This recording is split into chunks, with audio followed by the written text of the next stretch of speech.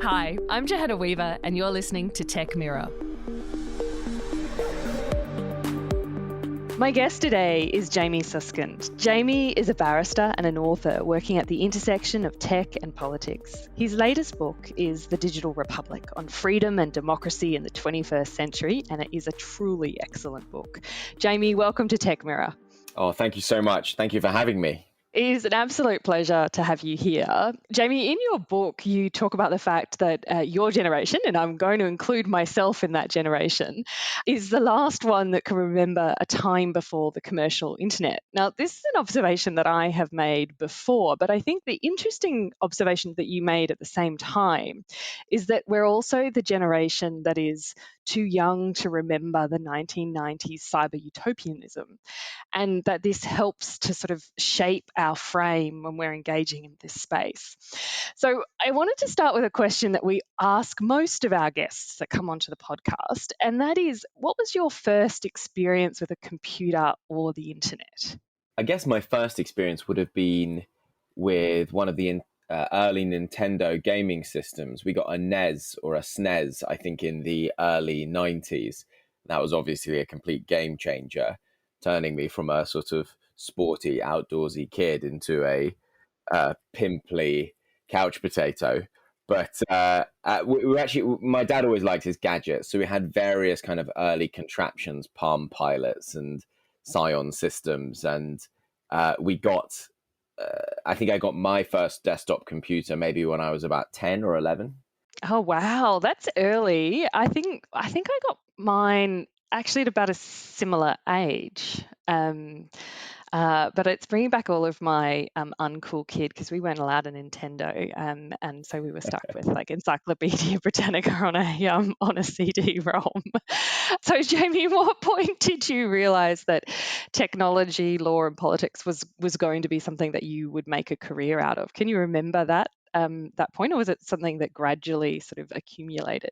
Do you know what? I can actually remember it quite clearly, and it was when I was an undergraduate. Studying history and politics. And what just struck me as really weird was that we were reading all of these foundational texts about social organization, political organization, legal organization, and the works of the great philosophers, old and modern. But nowhere in the textbooks on our reading list was there anything to do with digital technology. And it seemed to me, just as a normal undergraduate in kind of 2008, 2009, the advent of the smartphone era, the advent of the social media era, it seemed to me that digital technology was already quite profoundly changing the way that I lived and others around me lived. And I found it odd that the reading that we were doing, you could do an entire degree in politics basically without understanding any of those changes. And so I sort of resolved at that time that maybe I'd find some way of working in the future that would allow me to think deeply about these issues. Well, you certainly have done that. And I don't normally ask people to read directly from their work on the podcast, but you have this beautiful one-page preface as you open your book. So as a framer for the conversation, rather than asking you to paraphrase it when you've spent so much time writing such a beautiful one-pager, I thought we might ask if you could read it to our listeners, perhaps a private reading just for them. Oh, as long as you don't think I'm self-indulgent, I'll happily do that. That is, it's not self-indulgent because I'm asking you to do it. Fine. Okay, here we go. Here's how the book starts. Not long ago, the tech industry was widely admired, and the internet was regarded as a tonic for freedom and democracy.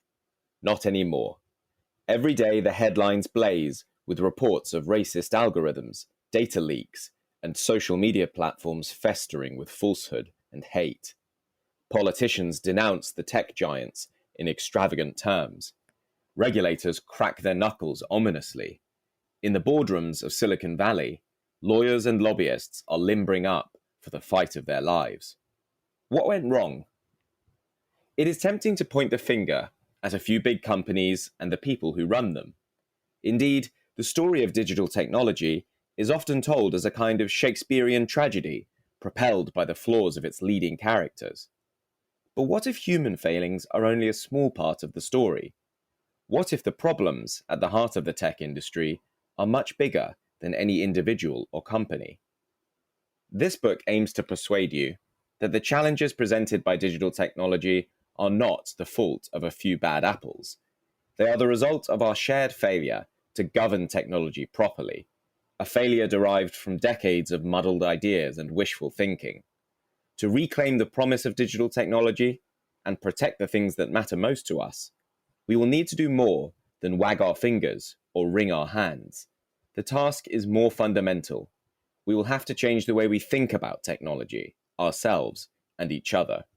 This book suggests how. Thank you, Jamie, for indulging me by reading that out. One of the things that really stood out to me in that was that the way that you frame this as a failure to govern technology, which is obviously the key motivating force for me in establishing the Tech Policy Design Centre here at ANU. The other thing that really resonates with me in that preface is the way that you refer to the fact that we need to change the way that we think about technology, each other, and ourselves. Um, it is also, I think, a rare thing for people to make suggestions on how to address these changes. There's a lot of people who critique the current system. There's not a lot that make suggestions. I really want to delve into your suggestions for how, and we'll spend most of the podcast on that. But early on in your book, you make the point that software engineers have become social engineers, that technologies contain rules that we have to follow, and those rules condition our behaviour, even if we sometimes don't realize that they're conditioning our behavior. I often say that technology is shaped by humans, but technology is shaping us. And we sometimes forget that technology is actually shaped by people and we can shape it differently. This often is quite an abstract term explanation to give to people. You have some really tangible explanations or examples in your book of how technology is shaping humans. You call it how technology is exerting power on people. Can you give us a couple of those examples? Absolutely. So, what I'm trying to do is explain this intuition that I think a lot of people have, but without it being fully formed, which is that there is something political about digital technology. There is something about it that is relevant not just for our consumer desires, but for our kind of social welfare and political organization.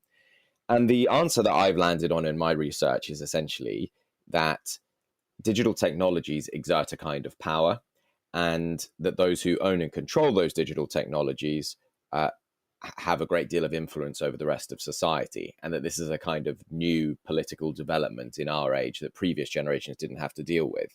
Making it concrete, how do digital technologies exert power? How do they get us to do things we wouldn't otherwise do, or not to do things we would otherwise have done? I say there are three ways. The first is that technologies contain rules that the rest of us have to follow. So if you try to post a tweet on Twitter that is more than 280 characters, the tweet literally won't send. And you can't negotiate with the system. You can't compromise with it. Code contains self-enforcing rules. Similarly, before the last presidential election, if you tried to post a particular article from the New York Post about Hunter Biden, Twitter literally wouldn't let you publish it. You couldn't negotiate, you couldn't debate, the code wouldn't let you. And if you imagine driving in a self-driving car and you want it to go slightly over the speed limit because you're in a hurry or it's an emergency, that system might refuse to do so. It might refuse to drive over certain land which its GPS systems told it were trespassing. It might refuse to park in a certain bay. The basic idea is that you can't get digital technologies to do things that they're not otherwise programmed to do.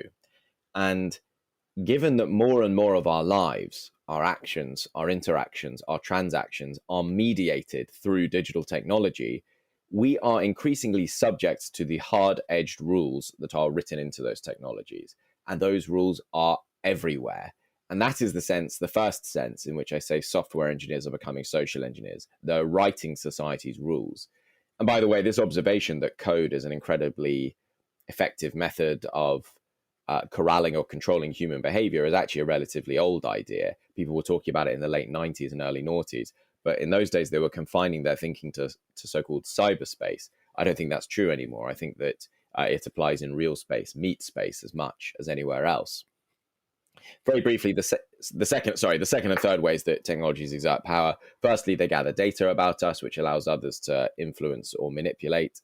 And finally, certain technologies will filter our perception of the world. So when you go to a news feed or a digital personal assistant or a social media homepage, you're going to be presented with a slice of reality that is going to significantly shape your perception of what is true or false or right or wrong. And those who choose which slice of reality we are presented with, or at least design the algorithms that do so, again, have a degree of power that's perhaps more familiar from kind of older analyses of mass media, but nevertheless very real. Absolutely. Your book, you talk about several different concepts so that we can have a free flowing conversation. I thought we'd do a lightning round of definitions, if you're up for it, to define some of the key terms that you use in your book. And I'm going to give you the challenge of defining them in 1 minute or less, just to Right, okay. add extra pressure as you take a big sip of coffee. All right. So we've got 4 definitions for you. The first one is a concept that you refer to as market individualism. This, I say, is the dominant ideology or philosophy which has guided the development of digital technology until now. So I believe that digital technology has been developed in the marketplace, but also regulated according to a set of beliefs that hold that the best way to govern human activity is to let individuals pursue their own self-interest according to norms of competition mainly rather than cooperation, and in pursuit of individual autonomy and the like, and let the market reach some kind of equilibrium about how to how humans and tech companies and the like should behave. That, I say, is the conscious or subconscious way that we have developed digital technology so far in the last 20 years. And you won't be surprised to learn that it's the main thing that I criticize in the book and say we need to replace. All right, Jamie. So we're up for the second one now, unaccountable power. Right. So the book basically concedes that you're not going to be able to make technologies less powerful. Powerful, I define as, the ability to get people to do things they wouldn't otherwise do, or not to do things they would otherwise have done. And that's a very rough and ready definition. And I know political scientists will say there are other ones. Forgive me for hedging like a lawyer, but that is the rough and ready definition of power. But what do we mean by holding it accountable? Well, when you hold power accountable, you first of all make it transparent and obvious in how it's being used. You secondly have the opportunity to set the rules and parameters for how power is used. And you thirdly have the ability, if power is misused or outside those rules or parameters, to challenge it. And that's what the book is about, essentially. It's about finding ways of challenging power to make it accountable. Okay, and then the next definition that we have is republicanism. And then just to give you the heads up that the one following that is digital republicanism. So you may want to take them together. Right. And so this is the kind of core alternative to market individualism that I try to outline in the book. The philosophy of republicanism, with a small r, not a big R, is an ancient idea that can be traced all the way back to antiquity. And it basically objects to unaccountable power in society, wherever it may lie. So it objects to the idea of kings, not just bad kings. It's against emperors, even when they are kind. It's against husbands having control over their wives, even when they exercise it benignly. It was against the institution of slavery, even when slave masters happened to be kind. What it basically says is that there is an injustice wherever one group in society has the power to interfere arbitrarily in the affairs of another, even if they happen to use that power in a way that is sometimes responsible or to their liking. And the way it translates into digital republicanism can be put pretty simply. The problem isn't Mark Zuckerberg or Elon Musk. The problem is the idea of Mark Zuckerberg or Elon Musk. The idea that now and yes, in the future, there will be persons who hold great power simply by virtue of owning and controlling digital technologies. And they may sometimes exercise that power in ways that we like, or they may exercise it in ways that we don't like. But for the Republican, the job of the citizen is not to wait and hope and find out. It is to put in place institutions and structures to make sure that that power is always exercised in a way that is acceptable to the citizenry. Thank you, Jamie. Now, we've just been talking off the recording about the fact that I have had a tough day today. And so I would like to suspend reality and transform the world that we currently live in to the United Digital Republic of Susskind. And I would like you to paint me a picture of what it would be like to be a citizen living in your digital republic. And then we're going to drill down into some of those specific concepts. So, at a high level, the digital republic that I imagine is a world of extraordinarily capable and ever present technologies, but where those technologies are governed and engineered in a way that makes democracy stronger, not weaker, makes us more free, not less free, and improves the quality of our social justice rather than undermining it. That's the kind of high level. And the way that I imagine doing it is by putting in place legal and political structures that make sure that technology, or it makes at least make sure as far as possible, that technology develops in ways that lead to the outcomes that I've just described. And that, as I mentioned a moment ago, is about holding those who create technology slightly more accountable for the work that they do. So I think you're likely to see, for instance, powerful figures in the tech industry subject to professional standards of the kind that other people of social responsibility have, like doctors or lawyers. You're likely to see tech tribunals where you can challenge otherwise unaccountable exercises of digital power.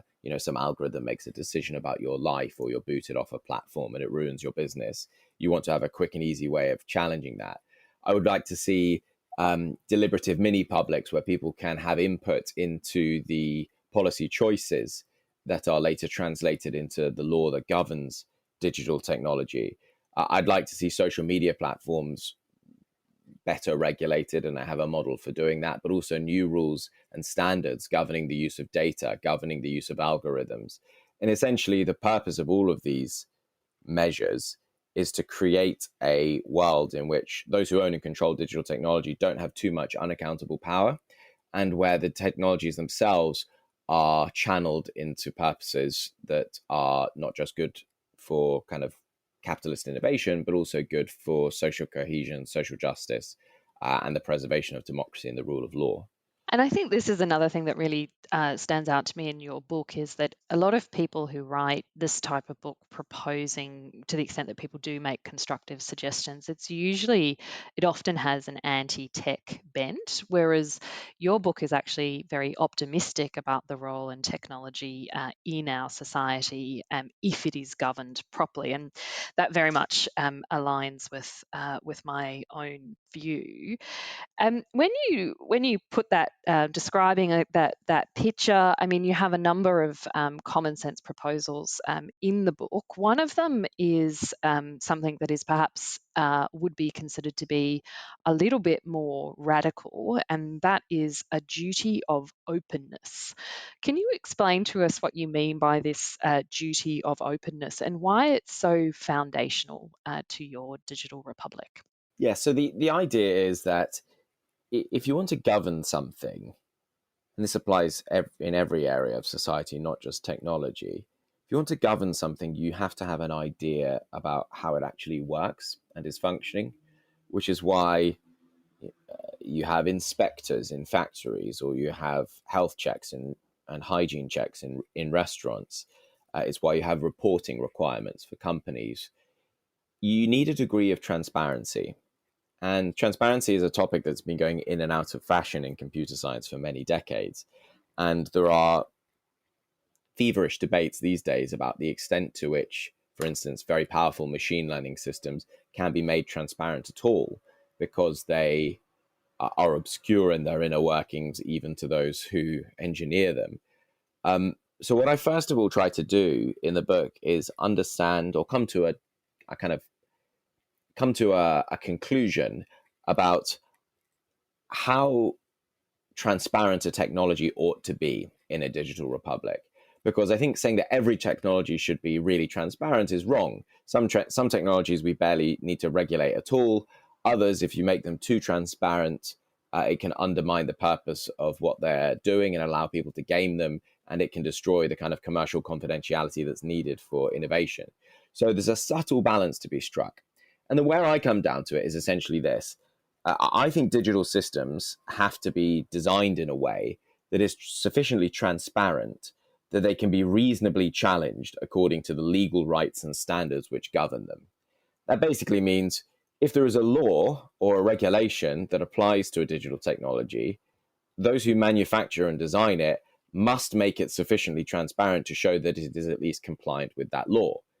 If there is no law, then they don't need to do it. Or if it's a very mild or unobtrusive law, then the duty of transparency isn't going to be too difficult. But the point is this: you can't have a society in which you don't know whether digital technologies are actually compliant with the laws that govern them. And the burden, in my view, has to be on those who manufacture them to be able to show at any given time, whether it's to a regulator or to a court, that a technology is functioning in a way that is lawful. And how does that work when you have technologies operating globally? How do you envisage the digital republic in the context of, I guess, many digital republics globally, if this vision is able to be realised? Yeah, so here is an area where I maybe depart from some of the conventional wisdom. I don't start with the idea that it is desirable or practicable to have kind of global governance of digital technology. Firstly, I just don't think it will ever happen, or at least won't meaningfully happen in the short or medium term. I don't think you're going to get Chinese and American and European agreement on how to govern social media platforms or how to govern artificial intelligence. Secondly, I'm not even sure that seeking that kind of agreement is necessarily a helpful thing. Why should someone living in France or Germany have their social media platforms governed according to First Amendment norms from the United States that are alien to their traditions and to their morals and values? It doesn't immediately strike me as right.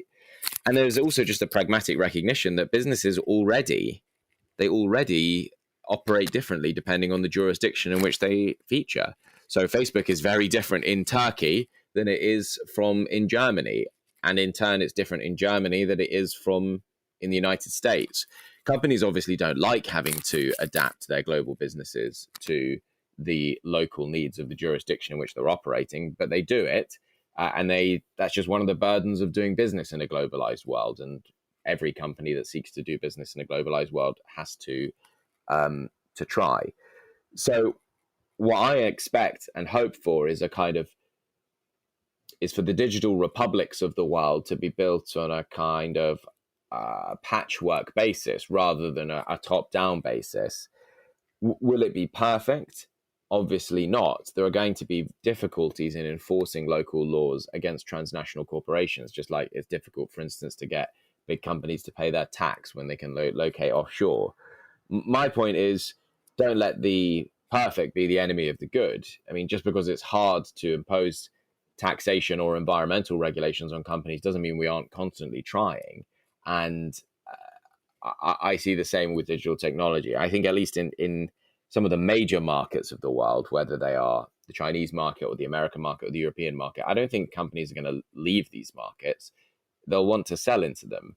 And if they want to sell into them, they are likely to adapt to the regulatory demands of that environment. Look at Microsoft, for instance. Its global business is now GDPR compliant simply because the GDPR was introduced in Europe. It's been called the California effect or the Brussels effect. Basically, the idea that if certain jurisdictions adopt certain rules, and those are jurisdictions which are popular ones for selling into, then companies will adapt their rules accordingly.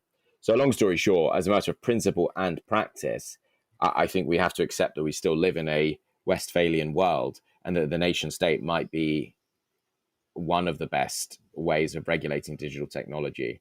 I suppose the European Union is a partial exception to that because it governs at the union level and it does so in quite a good way.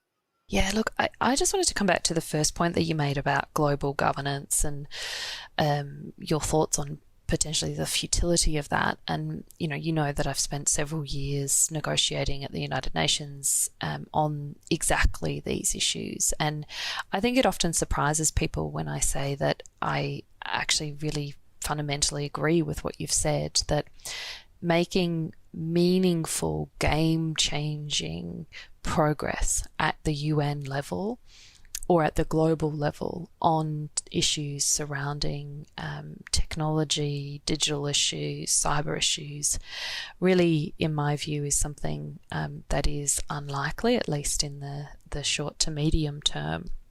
Much more likely is to have progress when we have national champions that focus on these issues, that are brave enough to really make the structural and regulatory changes that are required in this space, but then who also work with regional organisations. For example, the EU, as you said, is a great example, but also like-minded groups. So, countries that might, for example, be committed to using technology and regulating technology in a way that strengthens rather than undermines democracy. And the more and more we have these national champions demonstrating that it is possible to effectively regulate technology and building these groups of like-minded countries that are also doing that, the more other countries will start to look and see the benefits of this type of model. And I think it's by doing that that we will then have this incremental global change that will lay the foundations to be able to have the global breakthroughs that we need in this space. And in the interim, it's really important that whilst we might be focusing on national or regional or like-minded efforts, that we are still also present and really actively engaged in the global conversations as well, because there is a real risk that if we take our eye off the ball at the global discussions, that progress might be pushed through by other countries whose interests are, or whose have authoritarian leanings and really different views on how human rights might apply online. If we're not actively present in those discussions at a global level, there is really a high risk that rights and responsibilities that already exist will be eroded. So whilst it may not be where we expect to have the major breakthroughs in the short term, it's really important that we don't allow any backsliding at the global level while we're focusing on those regional and national conversations. And I think one of the areas where you delve into some detail in your book on this is around social media. And so I'd love to drill down a little bit more on that with you and how it is you would envisage governing social media in your digital republic. Yes, of course. So the key thing when governing social media is to make sure that you don't have the government, particularly the central state, meddling in individual decisions about certain bits of content. I think we have to recognize that by virtue of how large they often are, and just because human speech is messy and imperfect, that there is no perfect system of regulating speech online. And in fact, aiming for anything close to it is likely to end in disaster. So what you want, I think, is a system that tries to reduce some of the most serious risks associated with social media platforms rather than making them perfect. That involves, I think, what I would describe as structural regulation.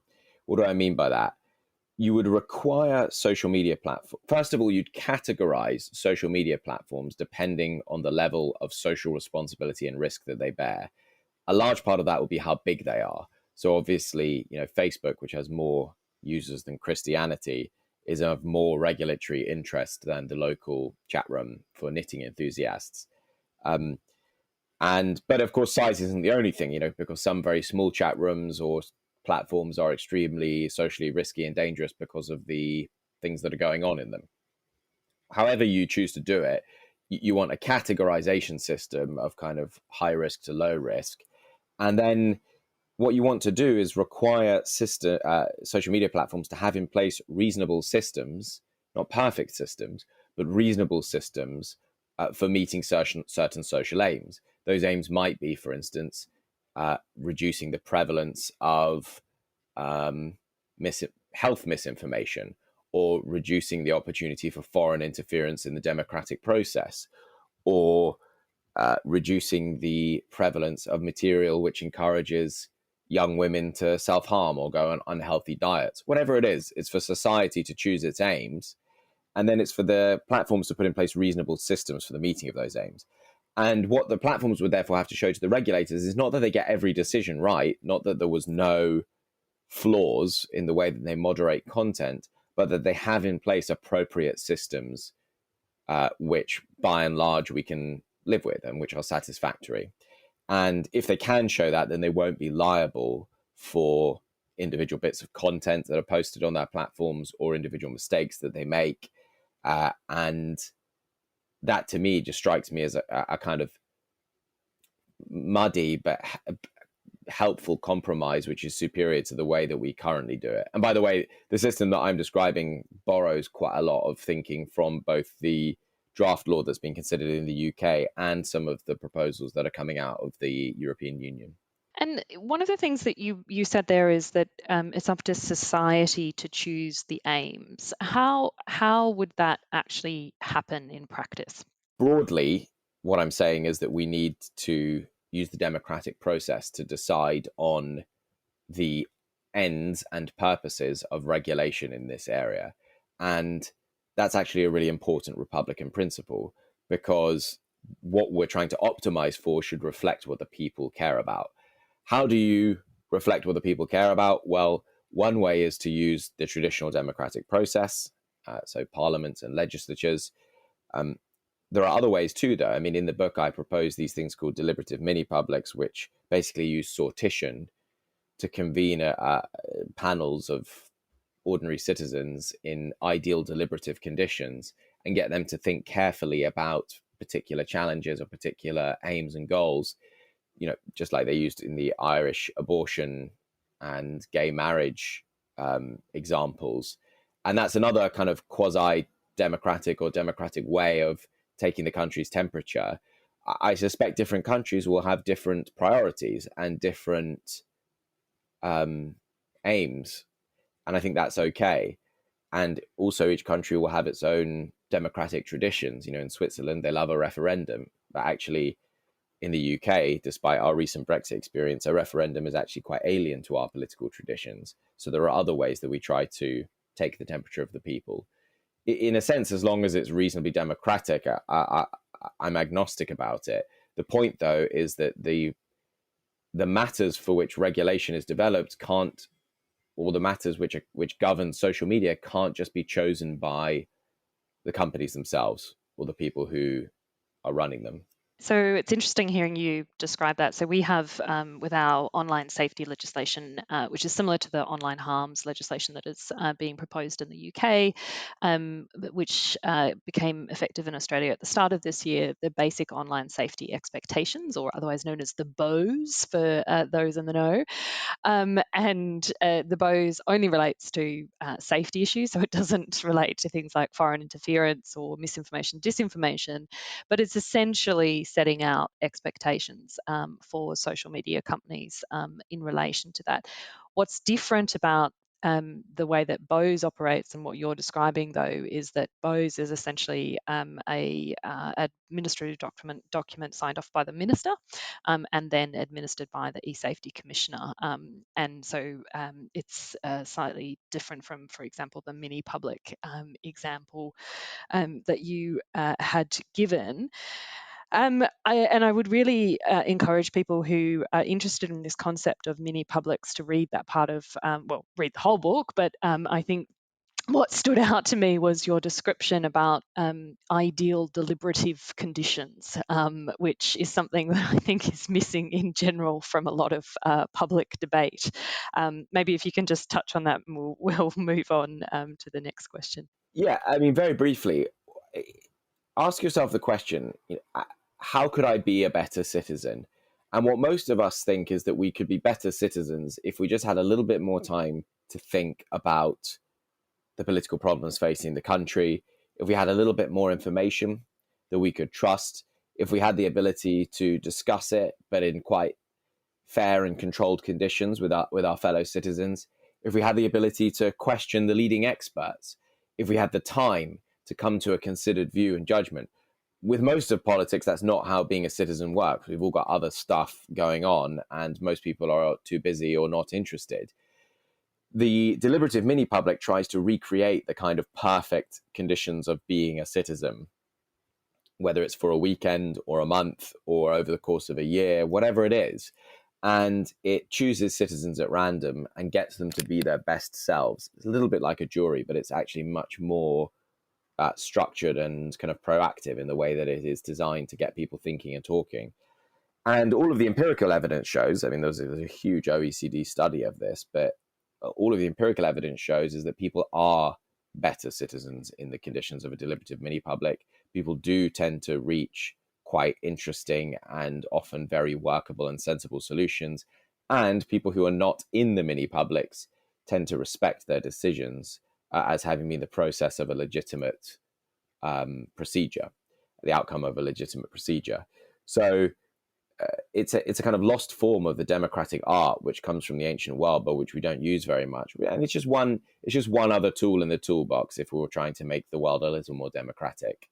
I know that you say that implementing some of these solutions would be fiendishly hard. And you argue that this should not be seen as an argument not to change, but rather seen as reasons to find new and superior models of governance. Or really, that just because it's hard doesn't mean we shouldn't be doing nothing. So I am going to press you a little bit on that and say, let's imagine in Australia we're currently dealing with revelations that our former Prime Minister was sworn in to 5 different ministerial portfolios in secret. You are currently in a situation in the UK where you are hopefully going to have a new Prime Minister appointed. I like imagining alternate realities, as you can see today. Let's imagine that you are now the Prime Minister of the UK. What would be the 3 policies that you would implement or changes that you would make immediately to help us to transition from the current system that we have towards this model of a digital republic that you have created such a vivid picture of today? The first change I would make would not be legislative. It would be to introduce a cabinet level position for a Secretary of State in charge of digital innovation and regulation. And it's baffling to me that that doesn't exist. It's sort of parceled up between departments, and then there's this one department here called the Department for Culture, Media, Sport, Digital Culture, Media, and Sport, as if those things can all just be rolled together. I think the digital developments mark one of the most profound and difficult challenges for humankind this century. I think it needs its own cabinet level minister, and I think it should be considered one of the great offices of state. That's point number 1.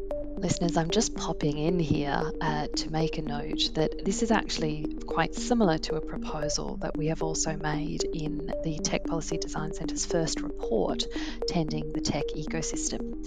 This report flips the question of what should the regulations be in the field of governing technology and says, who should the tech regulators be? One of the key findings of that report is that we need to have better coordination from the political level through to the policymakers and the regulators. And we propose a model to facilitate that within the Australian context. If you're interested in learning more about that model or the report and its findings, we'll put a link in the pod notes for you.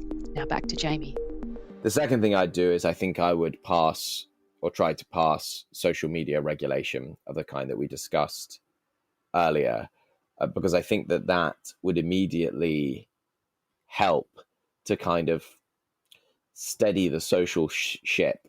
I think if social discourse is just being eroded and getting worse and worse, it's very hard to achieve other democratic goals. And so I think having in place a stable and sensible system of regulation, just like we do for broadcasting, is an important part of being a mature democracy. Then I guess what would the third thing I do? I think the third thing I'd do is probably reform the laws governing data. And this is something that I talk about a bit in the book. We have the GDPR, obviously, in the UK and in the EU, which is one of the more protective systems of data protection in the world. I think in some respects, it's much too burdensome and challenging for small businesses. It sort of imposes burdens where those burdens aren't needed. But in other respects, it's insufficiently protective of us, particularly in the face of powerful machine learning systems, which can use our data in ways that would have been surprising even just 20 years ago. So I think those are the three big things that I would do in week one if I was, heaven forbid, Prime Minister. Oh, I think we should elect you immediately. I haven't been following it closely, but I think you're probably the strongest candidate in the current race.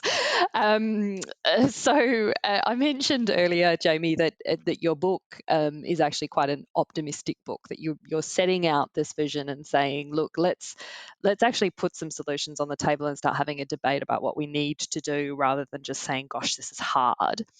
One of the things that you say, I think it's actually in the opening paragraph of your book, is that your book is for those who are excited about digital innovation but concerned that we may be unprepared for the future that is coming into view. I come across a lot of people who fit into that category. I would say that they are concerned about the future, but are also a bit hesitant, or don't quite know how to break into this field or what they should be doing as individuals. And one of the things that you say is we should stop interacting with technology as consumers and start engaging with technology as citizens. So, what advice would you have for listeners who fit into this category, who want to get involved but are maybe a little bit tentative? Remember right at the beginning of the discussion when you invited me to read from the preface, that one of the things I said was that we need to think differently about our relationship with digital technology. This is one of the key ways. And I'm about to sound quite pessimistic, but I don't want it to be heard that way. I'm often asked when I give talks and interviews, what can I do? What can I do for my family?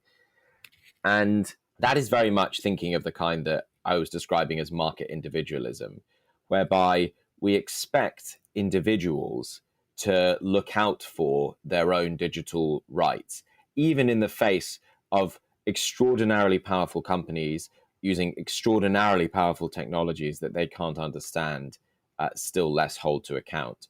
The kind of paradigm example of this is these ludicrous consents and terms and conditions that we accept 10 or 15 times a day, a truly farcical system of law, which does nothing to rebalance the imbalance in power between the two parties, but in fact really entrenches it for the stronger party, who can lay down its terms, and the weaker party, you and me, just end up clicking yes. The point about digital technology is this. When people ask, what can I do? It's a little bit like what a worker 100 years ago might have asked, what can I do to get higher wages? And the answer is, what you can do is not try to act alone, because if you resign your job, there'll just be someone else to take your place, but to come together in, say, a trade union and try and achieve change collectively. The political challenge goes back even further. It's the challenge of the kind of subject who said, what can I do to challenge the power of the king? And the answer is, you can do basically nothing, but together we can do quite a lot.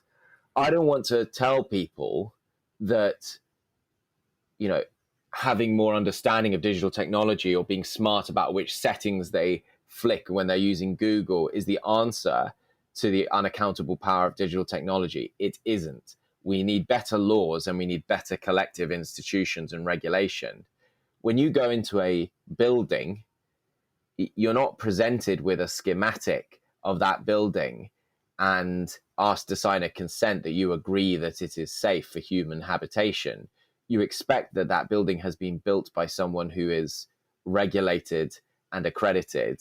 You expect that somewhere a law requires the people who maintain that building to keep it in acceptable state. The strain is taken off the individual and placed on the entity, and it's placed there by a form of collective power. So the digital is political. I don't think there is an enormous amount that people can or should be doing, so they shouldn't be beating themselves up in their own individual lives, because taking on the power of digital technology is like trying to hold back the sea if you're doing it on your own. But together, through political processes, there's a lot that we can do. And we got to get out of the mindset that if we were all just a little bit more responsible as individuals, this problem would be solved. That is a deceptive and unfair mindset, which we've allowed to creep in with the help of the tech industry. And I think we need to rebut it. And indeed, that is very much the motivation, once again, for establishing the Tech Policy Design Centre, is because we want to focus on the design of technology policy, as you say, to have better laws and regulation in this space. And I fundamentally believe that it is possible to have better laws and regulations in this space. And certainly that the burden shouldn't be resting on individuals. So, Jamie, we're coming up to time. The final question that we ask all of our guests is for recommendations. So books, Twitter recommendations, podcasts. I can see you looking at your bookshelf there. What's your go-to in this field? And I suspect the list is long. One of the best books I've ever read, but which is also one of the best books in this field, is a book called Code 2.0. Oh my God, yes. By Lawrence Lessig at Harvard. And I should say, he's become a friend and supporter of my work, but it's a genuinely visionary piece of legal and political analysis. And it laid the intellectual foundations for so much important thinking that has followed since. I think the book must be 20 years old now, or nearly 20 years old, but it still reads in an incredibly current and contemporary way. That's the book I think that shaped my thinking more than almost any other piece of work. So, Jamie, that was also the book that got me. I almost mentioned it earlier when you were talking about code as law and it being an older, being a concept that's been around for a while. Code 2.0 was the book that I picked up in Heathrow Airport when I was transitioning through, traveling from Ghana to Mali. Do that geography for you. And I picked it up in Heathrow Airport, and it led to my career change from diplomacy into cyber policy. So that's there you fascinating. Go. I highly endorse that book. Brilliant. All right. Well, look, thank you so much for that, Jamie. We will finish here, unless there's anything burning that you haven't said that you feel we need to. We can end in a love-in for Lawrence Lessig. Not at all. I mean, I just want to say that I think that I just want to say that I was delighted to come on this podcast. I think the work that you are doing is incredibly important and different in the ways that you've described, and so. It's nice. I would also reflect on the fact that it's quite, like 10 years ago, this kind of field, I think, barely existed. When I was researching my first book in sort of 2015, 2016, a lot of the stuff written about digital technology fell into the kind of Californian idealism of the late 90s and early noughties, an idealism that was largely created and sustained by the industry itself. And there's been this extraordinary renaissance, and I think you guys are right at the forefront of it, of critical, analytical, political thinking about technology in the last 6 or 7 years. And to my mind, it's the most important work that a university could be doing. So I'm just grateful that you're doing it. Oh, thank you, Jamie. Well, we are very grateful for your work. It was lovely to meet you when you were out here in Australia. I look forward to more conversations, hopefully not down a scratchy phone line on dodgy hotel internet at my end. So thank you for bearing with us. And we will hopefully meet again soon. Thank you. I hope so. Take care. Tech Mirror is a podcast of the Tech Policy Design Centre at the Australian National University. This episode was produced on Ngunnawal lands by Jack Fox. Ben Gowdie provided invaluable research and post-production support. If you would like to support the pod, please give us a 5-star rating, or even better, leave us a short review. This really helps us to get the word out. We also love it when you send us questions or comments. We read them all. You can find out more by following us on Tech Policy Design on Twitter or LinkedIn, or Google Tech Policy Design Centre and follow the links. Thanks for listening. Get in touch and get involved.